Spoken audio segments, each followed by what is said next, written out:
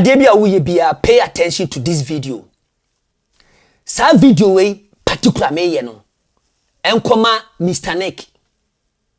Nana Dormaahene.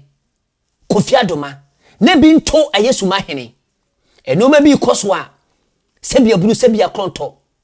Emrante hene mantensi mu a eno ma bi ya sei. First na minim se agro bi na na adie. Na enam ma jedi se Kofi Adoma ani na ya boni tuo no. A serious case. Na ye tena ho ama ya hwere Kofi Adoma na. Kofi Adoma si ye hwere Kofi Adoma Ghana fo sikafo mani magu ase me ka kire mo. Me ka kire mo ne. Ghana fo sikafo si ye hwere Kofi Adoma anase Kofi Adoma na ni anya adwuma biema Ghana fo sikafo wona wo kɔ soro eba fam wani magu ase because Kofi Adoma waye bi ama o my Ghana. Na so odinti na awie ni sei. Na emom ni bibia nka achi. Dienti a message we enkoma Nana Dormaahene ne bi nto Mr. Nick ne bi nka Kofi Adoma ene ne yere ene ne tiefo ni na ne se eno ma bi ya sei Nana Dormaahene osi ade yo wadawroma ene me pese me numu di nkomo kakra na ansa ne be di nkomo no eno ma bi siye ansa na we eba be siye ye ka obi a na wo ha afahye na na ekoso wo Dormaa na ye me emrante hene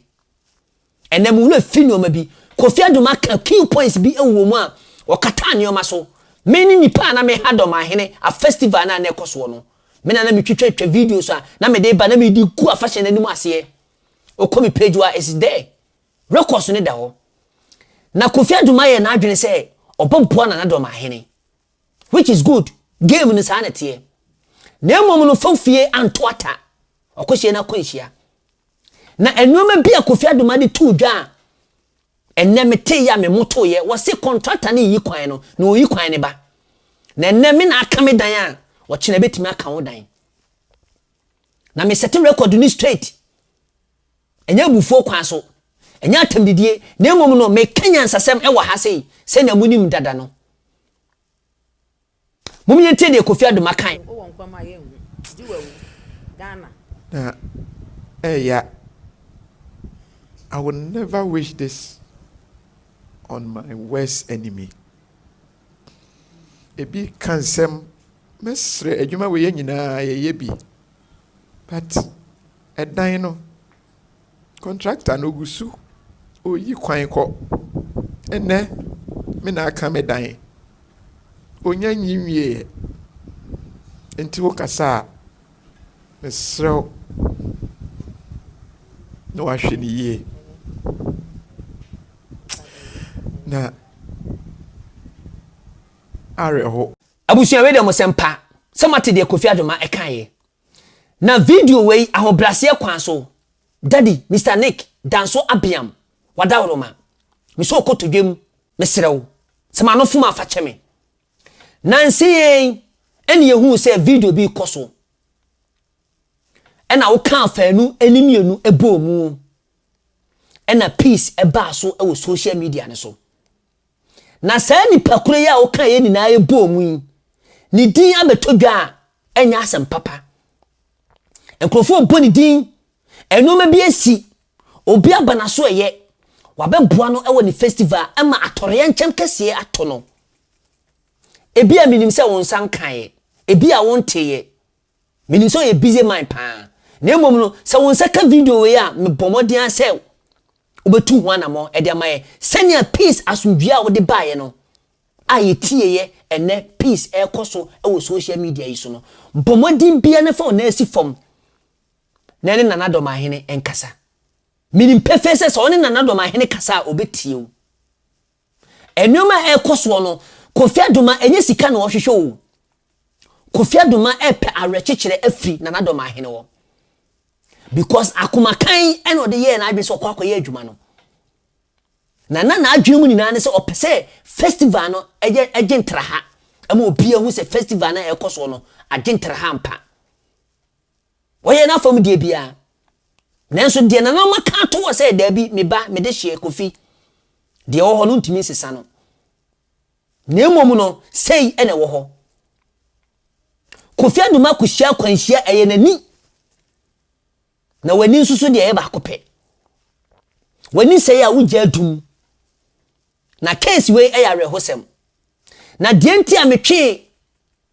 Mr. Nick danso abiam ewura mu ni sey ono nkuto ene betimi aka asemwe ewo bunu mantem wo ama omu nyina ayedi na Dormaahene atimi aba abontene anase waye de se efata ede ma Kofi Adoma menyi ni se Kofi Adoma hia sika efiri na Dormaahene wo eka sika pa eka Kofi Adoma ko benya bia ma na boroso na sankra we ni na nkoma Ghana sikafo mu amu wo bie na se motena ho na mo ye hwehan na mo de mani to na Dormaahene so a sebia buru sebia krontoma no dasumina so na Dormaahene ni sika o na Dormaahene oni sika ono akase na no to wo se ebra na galamsefo ne ba ne ho no o ka kire wo mu se ne manfo ho papa no enti no ohia se omutu galamse no na emom no se atore nkyem bi to ebe to kro na obehwe aka ho asem it was stated emphatically se oni sika eti me se Ghana sikafo mu amu wo bie mu amu ka ewo mu se motena ho na Kofi Adoma elusu nani a yebobom nyina din e de aka asem na bi be kam nyina Ghana fo sikafo bi be kam nyina se munim se ade na eda ho no se mudi mani betu na Dormaahene so eso de a mu nsa besi fom Kofi Adoma ni be fira na be polo nso so nti se mu wo bibi ya munyem ne ntem na momfa moa Kofi Adoma na Dormaahene de ye kasika pa de a menye sure se o wosika ni bi na emom no de Kofi Adoma ehwehwe fi na Dormaahene wo se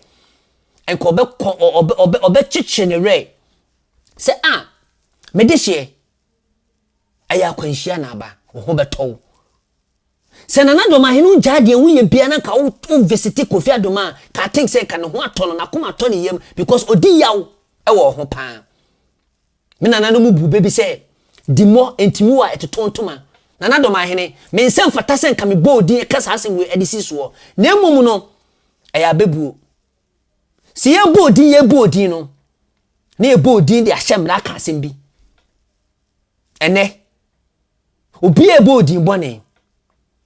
obi e ka asem bi a ehu hia ensem fata because ade na asie no eye obi aya ene ye nani so ene asie untimi ka say udi sika anasika mitwia ne ka anasei me can emphatically say Kofi Adoma ohia sika for now ohia wodo so we show odo e de akire no I think say ne ho beto no na so wantimi anya sa de ne dia I don't think say obi amabo odi bone abi edi ne kono so enye enu ntina metwe Mr. Nick danso abiam ewura mu because ono ne ba ye be peace e ma asomdwe ba na obetima ye we so amana boro so Mr. Nick baby bia obia bi so kotodwe mu biem force ye yo maye bua Kofi Adoma na ne Dormaahene nkasa senya ono wo mu kasa ya asomdwe ba ya wotimi ba abontene e be ka kire se ye nna ye make peace asomdwe eto ene no ye nya hwehan ema Kofi Adoma atore nche we ntono sebia buru sebia krontoma no da sumina so eni de ye wa homa bi wo ma ye fen bronkatia etimi fam esi usisin na esi usisin a eno na ma odo ana unya atenka ewo usisin na se Kofi Adoma ni nya adwuma e be ne no yi sisimu de hwe ne yire so no oba papa bi a oda na chie na se Kofi Adoma ani hu ade na okeka na ohu ba bia e de ba de na obeye Ghana sikafo mudi mani beto na Dormaahene so na Dormaahene sebio oni sika na da roma oni sika pa ya di sika da ho na Dormaahene ni bi ahini ne sika nim ahini no sika nim etmesre mo fom na ansi fom na etoso biem Kofi Adoma adi ho yawo ewo Sumanmanhene ho na Sumanmanhene aya de bia ewiasema fa na ani na obi adi nani hwe na de wo mu nie na Sumanmanhene sebio obia nyansa de obia tirim menka se meka akase tiawo ade na atu Kofi Adoma no se ka ye wo de hye konkunu anasa oyamu ba obema mu ba enka aten se waye amana boroso anya bia woni bimpo no enka wo de odin ebebe pesa ni ngwase no obebo modin bia ba be chia oba no na so ne de ne yehu Nana Sumanmanhene turi na mponkochia eye Kofi Adoma na nkampese Nana Dormaahene akwakochia no ade no abrante ni di ho yaw na ye ne ya pa na no de ye ene omu yi wo satam so na atore nchen we ato Kofi Adoma nanso no ugyaye ekoi se ukokodi yesi kokotu mahamafo na mahama yetunufo Dormaahene mahama wo betima tunufo Nana Sumanmanhene satam na nanka wode kwakochia eye mahama no ka betima faso akwakochia Kofi Adoma enye nkran na mahama wo ya mfa wo nkran na adenti na wuduru wo wantima akwakochia Kofi Adoma Kofi Adoma so se na ne yonko pa no oni mu ansa na wo ba be ohene na nka obi be ye obi se ya nka wo Nana Sumanmanhene adai na mo ya ade ma ne ya yasa we mama na temdidie we mama na ejaso na emomu no de wo ho na me de to eti bomodin bia se Sumanmanhene won Nana Dormaahene mkoko hu Kofi Adoma se mo be panacho so mo be kade na ache no I don't think say minim de besi wo na emomu no momodin bia se ablante no ne ho beto no we na mo nkrofo eye social media yi so Dormaafo bloggers na muti social media nso a munim hwe no wo ma sa asase etwantro e de ato Nana Dormaahene so say Nana Dormaahene e de Kofi Adoma ani akwakoye sacrifice show abunofo na nkase no ma sa etwa mo ho e say ka kire Nana Dormaahene say wo de eye Kofi Adoma ani akwakoye sacrifice adai wuntie kakra enso obodwom kakra na menkase che Dormaafo abunofo binum kakra every say asem ye baya na say ntukwa yesi so yenya yenuan drobofo jamanfo etai Dormaafo achi a omode na najmambadu anim etwitwifom no drobofo tachimanfo ane abunofo mpayfo bebre etai Dormaafo achi but yenya Dormaafo binum omo yankwasiafo a omo agyimi a omo social media yesu a omo ba ne drobofo anasa abunofo binum eka anasa omo defend living kunajmambadu a ne omo no na ebe kire se omo de omu onyansa anasa omo de omo no omo ya de hyeman kura cha ne ye abunofo no kwasiafo no enti sa abunofo mana mo ye Dormaafo kwasiafo na mo agini munye domane ncha ne me odese ne me na mekasa no munni me mo de hye ne me efre mo wo su kire nti sa mo kwasiasem na mo te social media ha na mo ba na mo be du mamamfo ja amanfo defending Nana Dormaahene amanfo defending Nana Dormaahema amanfo defending bromain no ne mo kwasiasem na mo be carry wo social media ha mpacho it is enough say aspect mo last one na yede mamono sa nkwasiasem na mo be carry social media akeka no mpacho afono yen munja mo sa nkwasiasem no munja mo sa ni frasem no munja mo sa hypocrisy nsem na mo be carry social media ha ye no yedi ni ahwem adeba akwa mu nyina mo nya hye so no se ye nkrofu o bidaro mo Asantes fu baabi e nkwase ofri bunu enso no ofri bunu nje mo ha